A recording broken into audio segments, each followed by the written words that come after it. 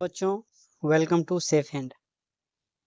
अभी हम लोग देखेंगे, है ना, सॉहर्स प्रोजेक्शन एंड न्यूमान प्रोजेक्शंस के बारे में, है ना। इससे पहले क्लास में हमने देखा था कि कैसे कन्फर्मर्स जो हैं वो बनते हैं, है ना। कन्फर्मर्स जो होते हैं वो सिंगल सिंगल बॉन्ड के बीच में होते हैं, ठीक। जहाँ पे टॉर्सनल स्ट्रेन के लिए 1 से लेके 20 kilo joule energy, 20 kilo joule per mole energy की क्या पड़ती है, जरूरत पड़ती है, ठीक है, टॉर्सनल स्ट्रेन को ओवरकम करने के लिए। अब उसे सॉहर्स और न्यूमान प्रोजेक्शंस में हम लोग उसे क्या कर सकते हैं, शो कर सकते हैं। यहाँ पे देखते हैं, in sawhorse projection the molecule is viewed along the molecular axis.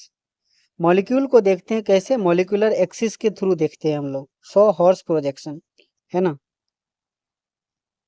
It is then projected on paper by drawing a carbon carbon single bond and a somehow longer straight line, है ना। इसमें क्या बोल रहा है कि आप एक लाइन ड्रॉ करो, ठीक है, जिसमें क्या होगा, कार्बन कार्बन सिंगल बॉन्ड को वो दिखाएगा। इसके आगे लिख रखा है, upper end of the line is slightly tilted upward right and left hand side. जो अपर एंड होगा, upper end of the line is slightly tilted toward right, है ना, और लेफ्ट हैंड साइड, है ना, टुवर्ड, है ना, right and left hand side की तरफ क्या होगा, टिल्टेड होगा, ठीक है। अपर हैंड जो है वो toward right and left side की तरफ क्या होगा, टिल्टेड होगा। The front carbon is show at the lower and of the line. जो फ्रंट कार्बन है, जो हम सामने से देखेंगे, वो क्या होगा, नीचे की तरफ होगा। मतलब ये जो है, ये क्या है, फ्रंट कार्बन है ना, और ये क्या है, बैक कार्बन है, ठीक। ये फ्रंट कार्बन है और दूसरा क्या है, बैक कार्बन है। इसके आगे क्या बोल रखा है, whereas the rear carbon is shows at the upper end. जहाँ पर पीछे वाला कार्बन जो है ना, वो अपर एंड के तरफ दिखाई दे रहा है। Each carbon has 3 line attach to it corresponding to 3 hydrogen atom. और सभी जो हैं वो 3 लाइन से क्या होंगे, अटैच होंगे, और वो तीनों क्या दिखाएंगे, हाइड्रोजन शो करेंगे, ना। वो तीनों क्या शो करेंगे, हाइड्रोजन शो करेंगे, क्योंकि हम लोगों ने इथेन का पढ़ रखा है ना, इथेन का सॉहर्स फॉर्मूला हम लोग देख रहे हैं, इसीलिए।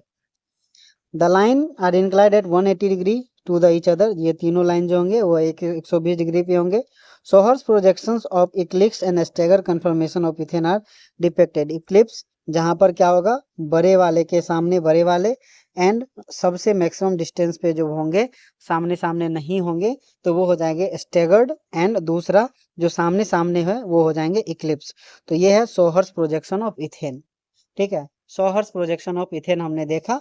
जो ऊपर वाला लाइन है वो क्या है, पीछे वाला है, एंड जो नीचे वाला है वो क्या है, फ्रंट साइड वाले कार्बन पे है। इसके बाद हम लोग देखते हैं न्यूमान प्रोजेक्शन। न्यूमान प्रोजेक्शन में, in this projection the molecule is viewed at the carbon carbon bond on carbon carbon head on. मतलब यहाँ पर कार्बन को एकदम सामने से देखते हैं, ठीक है। The carbon atom nearer to the eye represent by the point. जो कार्बन हमारे जस्ट नजर के सामने है, उसको हम कैसे डिनोट करते हैं, पॉइंट से डिनोट करते हैं, ठीक है। इसके बाद 3 hydrogen atom attach to the front of carbon atom shown by the 3 line drawn at the angle of 180 degree of each other.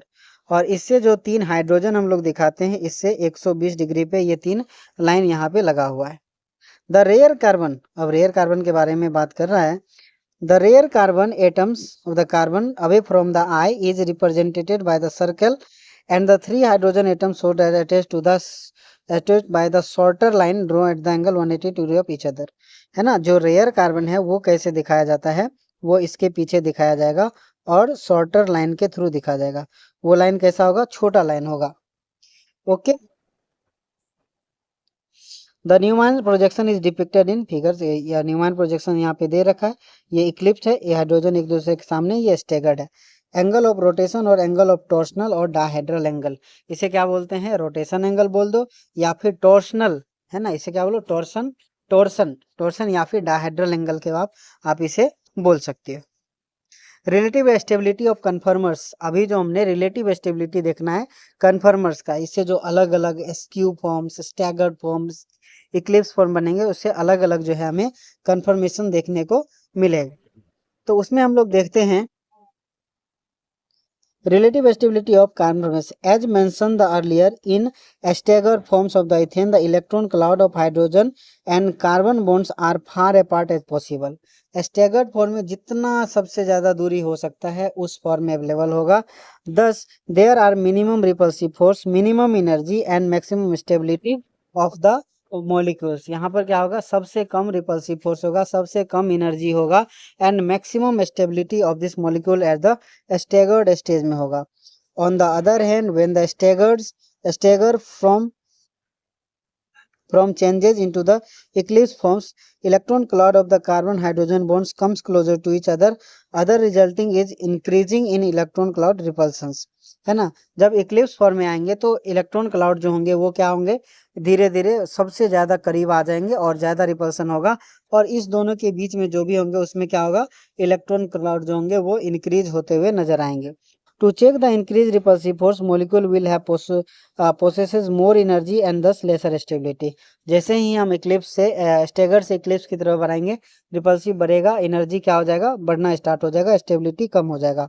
As already mentioned, the repulsive interactions between the electron cloud will affect stability of conformation is called torsional strain. Torsional strain के बारे में हम लोगों ने पहले देख रखा, दो बॉन्ड के बीच में जो इलेक्ट्रॉन प्रेजेंट है उसके वजह से टॉर्शनल स्ट्रेन लगता है। ठीक है, अब ये टॉर्शनल स्ट्रेन जो होते हैं वो इक्लिप्स फॉर्म में सबसे ज्यादा होगा, स्टैगर्ड में सबसे कम होगा, और बीच एसक्यू वाले फॉर्म में इन बिटवीन होंगे।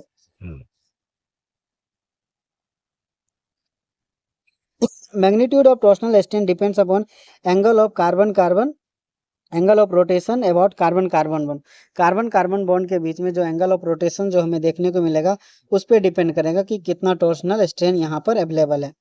This angle is called the dihedral angle और टॉर्शनल एंगल, और इस एंगल को क्या बोलते हैं, डायहेड्रल एंगल बोलते हैं या फिर टॉर्शनल एंगल बोलते हैं।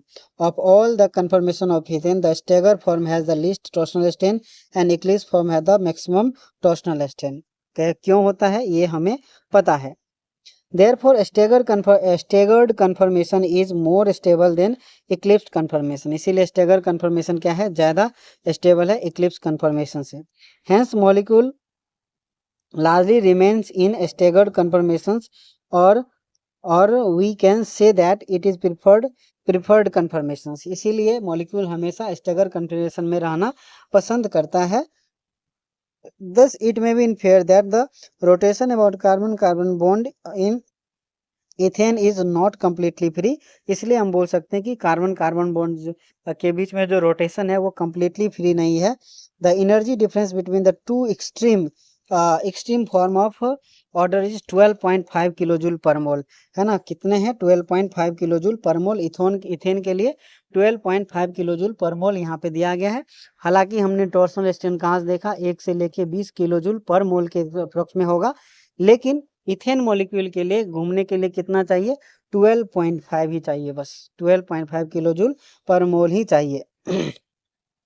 which is very small. Even at the ordinary temperature, the ethane molecules gain the thermal and kinetic energy sufficient enough to overcome the energy barrier 12.5 kilojoule per mole. Though the intramolecular collisions, thus it can be said that the rotation about carbon single bond of ethane is almost free all practical purpose. It has not been possible to separate and isolate the different conformers of ethane, है ना। जैसे कि हम लोगों ने पहले ही बात किया था कि जो हमारा एनवायरनमेंट है एट द रूम टेम्परेचर, इतना एनर्जी तो अवेलेबल ही रहता है, 1 से 20 इसको एनर्जी चाहिए। लेकिन जब बात करें इथेन का तो उसमें तो सिर्फ 12.5 किलोजूल पर मोल एनर्जी चाहिए, और इतना एनर्जी जो हमारे एनवायरनमेंट में ऐसे अवेलेबल होते हैं और ये स्टैगर रूप में ज़्यादा रहना पसंद करते हैं। It is not possible to separate, और इसे सेपरेट करना, है ना, स्टैगर और इक्लिप्स को सेपरेट करना मुश्किल है। ठीक है, यहाँ पे हमारा एल्केन जो होते हैं वो खत्म होते हैं। इसके आगे हमें पढ़ना है एल्कीन, और वो हम अगले क्लास में पढ़ेंगे। तब तक के लिए ओके बाय, थैंक यू।